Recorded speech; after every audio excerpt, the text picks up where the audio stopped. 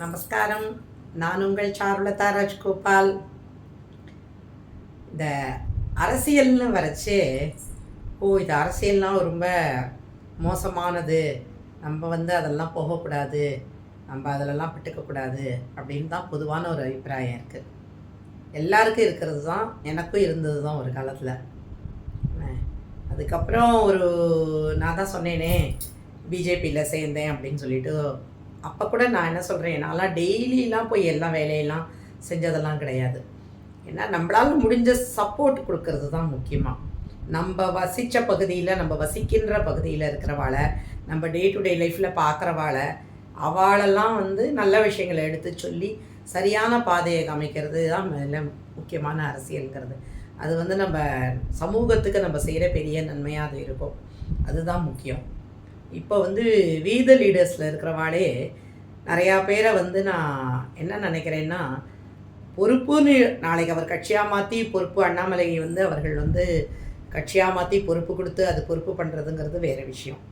அது வாங்கிட்டு அது மூலமாக செயல்படுறதுக்கு இருக்கிறவா, அது எப்படி அவர் கொண்டு போகிறாருலாம் தெரியாது, அது வேறு விஷயம். ஆனால் இப்போ நம்ம உண்மையிலேயே அவருக்கு ஆதரவு கொடுக்குறோன்னா, நம்மளை சார்ந்த மக்கள், நம்மளை சுற்றி இருக்கிற மக்களுக்கு நம்மளுடைய இன்றைய தமிழ்நாட்டோட நிலைமையை எடுத்து சொல்லி நமக்கு ஒரு மாதிரி ஏன்னா அவர் இப்போ உடனே எலெக்ஷனில் நிற்கலையே, அவர் இப்போ எதுவுமே பண்ணலையேலாம் சொல்லி கேள்விகள் வருது. அதை பற்றி நம்ம யோசிக்க வேண்டாம்.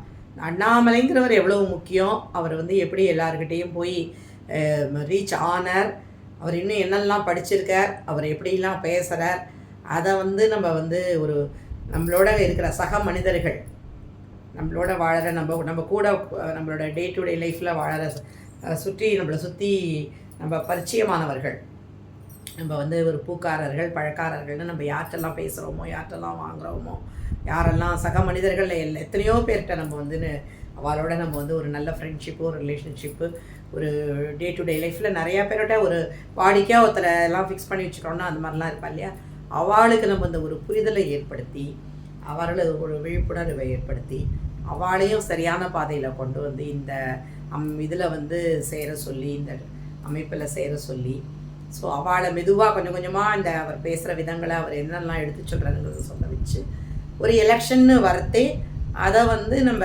அவளை ஓட்டு போட வைக்கிறது தான் நம்மளுடைய குறிக்கோளாக இருக்கணும். ஸோ இதை தான் எல்லோரும் பார்க்கணும். இப்போ நமக்கு என்ன வேலை அப்படின்னு சொல்லி யோசிக்கிறச்சே இதுதான் யோசிக்கணும். திருப்பி நம்மளோட குறிக்கோளை நம்ம அண்ணாமலை அவர்களை நம்ம ஆதரிக்கிறோம்னு சொன்னால் மற்ற வெறுன இதில் போடுறதெல்லாம் முக்கியம் கிடையாது. அது எல்லாரும் பார்த்துருவா, அதுவும் போட வேண்டியதானா இல்லைங்களே. ரீல்ஸ் போடுறது, அது பார்க்குறவா அது போட்டுருக்கா, பார்க்குறவா பார்த்துட்டுருக்கா, அதெல்லாம் நடந்துட்டுருக்கிறது ஒரு பக்கம். ஆனால் நம்மளை சுற்றி இருக்கிற மக்களையும் எல்லாரையும் ஒன்று சேர்க்கறதுங்கிறது ரொம்ப ரொம்ப முக்கியம். அதை செய்யறதுக்கு நம்ம எல்லோரும் முயற்சி செய்வோம்.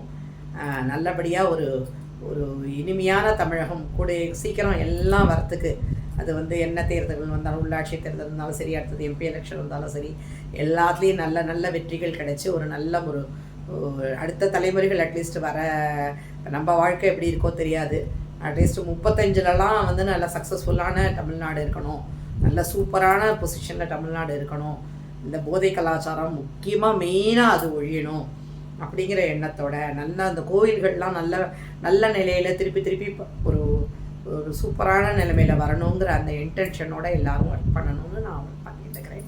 நன்றி, வணக்கம்.